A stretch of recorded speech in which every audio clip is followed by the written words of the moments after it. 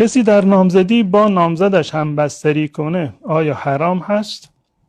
اگر منظور شما در نامزدی این است که با هم عقد نکرده باشند، اگر دختر و پسری فقط به نام شدن به قول معروف، الان گفتند که میریم خواستگاری فلان جا، فلانی هم گفتند، خانواده دختر گفته که ما قبول داریم پسر شما رو به عنوان داماد خودمان قبول میکنیم، فقط یک قول و وعده دادن.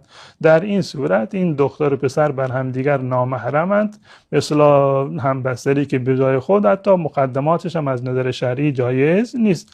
اما این که فرض کنیم که با همدیگر عقد کرده باشند و هنوز عروسی نکردند، در این زمینه هم باید اون عرف و عادتی رو که در میان به اصطلاح اقوام و جامعه هست اونها رو هم باید مراعات بکنن، رابطه‌ای نداشته باشند. اما از نظر شرعی بعد از این که عقد خونده شد، ایجاب و قبول شد، هر دوتا بر هم دیگر به اصطلاح کاملا حلال و محرم هست.